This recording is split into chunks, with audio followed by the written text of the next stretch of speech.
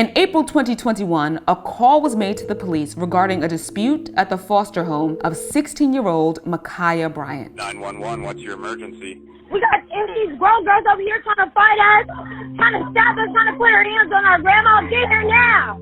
Police arrived at the scene and shot Bryant 4 times, killing her.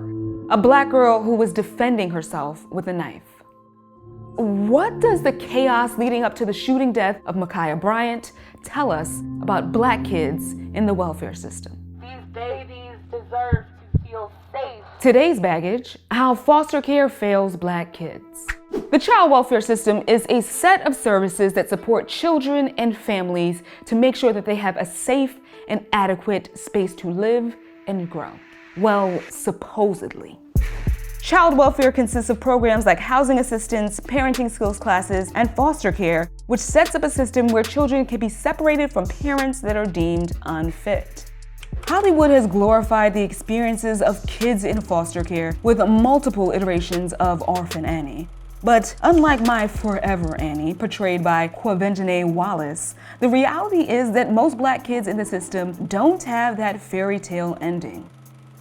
In 2018, black children represented 14% of the kids in the US, but 23% of all kids in foster care. And just like so much else in this country, in order to get an idea of exactly how the child welfare system got this way, we've got to take it back.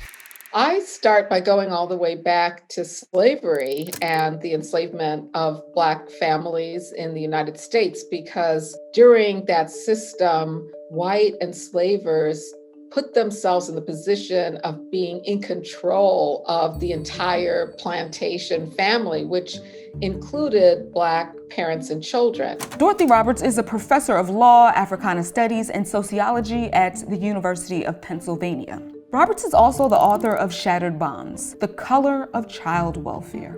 On the auction block, families were often put up for sale and children sold off to other enslavers separate from the mothers and fathers. And even after emancipation, the separation of black families was still a thing. Take a look at apprenticeship, for example. In this practice, kids were sent away to work for other families. There was rampant apprenticeship of Black children by courts who gave these children over, sometimes to their former enslavers. This was very common. And this cruel system of separating children from their families has harmed multiple communities throughout history. In the 1800s, the US government took thousands of indigenous youth from their families as a form of psychological warfare, putting the kids in boarding schools with the intention of whitewashing them. Roberts also notes orphan trains as a significant forerunner to our current child welfare system. This practice sent hundreds of thousands of homeless, poor, white immigrant children from major cities like New York to the Midwest to work on farms in exchange for room and board. In the early 20th century, the federal government finally decided that it wanted to save the children. Some of the first federal proposals were instituting a national foster care system, expanding adoption agencies, and providing monetary aid through mothers' pensions to keep these families intact. The mothers' pensions were for white widows or white women without husbands. Black women were left high and dry from the greater child welfare movement until the civil rights movement, that is. Free at last!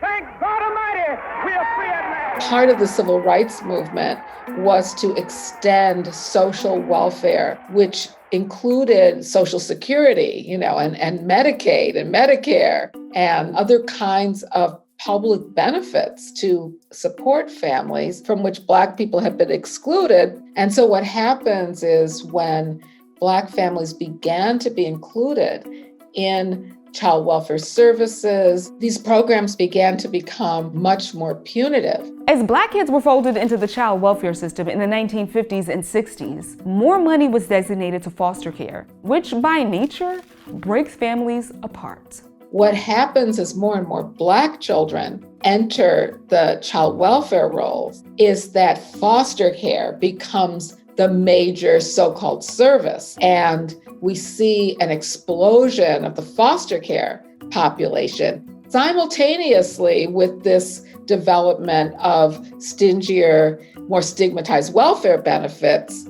up to the basic abolition of the federal entitlement to welfare. So social programs that were once used to support white families are now used to control Black families. And those same programs disproportionately regulate and investigate Black families too. Robert says that part of this disparity is due to the racist ideology that Black mothers were harming their children. And this damaging and problematic way of thinking is a weapon still being used against Black parents and families today. We can go back to slavery as the origins of this idea that white people need to save Black children from their families. And from the beginning, it's been not only a false, but a racist white supremacist ideology that paints Black parents and families and communities as if they're defective and harmful. And so it really twists completely, in the opposite direction what the child welfare system is really about. Rather than being proactive, child welfare has become reactive. The federal government spends 10 times as much money on foster care as it does on reunification. And let's not even start to discuss the preventative services that could be used to prevent children from entering foster care in the first place. And if we really don't want to traumatize kids, then perhaps we should be considering programs aside from foster care. Because by all accounts, foster care is grim. There are questions about the death of a child who is in San Diego County foster care. The child's grandmother tells WBZ's I-Team that the system failed that girl. There's lots of studies that show all the bad outcomes for children in foster care. They're more likely to be incarcerated, to be in juvenile detention, less likely to go to college, more likely to live in poverty. Whatever outcome you're looking at, foster care makes it worse for children.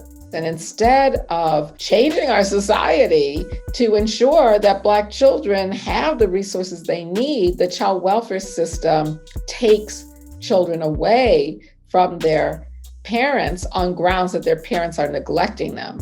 They are already marginalized, stigmatized families. I really think this is not so much about the biased motivations of caseworkers as the way the whole system is structured.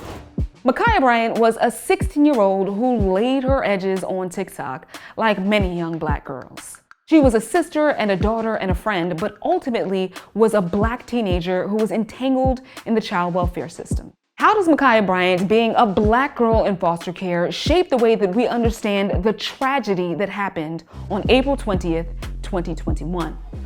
We have to ask why she was in foster care and the conditions of foster care. Many Black children, especially teenagers, are put in congregate types of care where there are lots of children who have been put together in traumatizing and stressful situations. If you are thrown together with other teens and adolescents who have been taken from their families, it's not surprising that there would be a fight between children in foster care.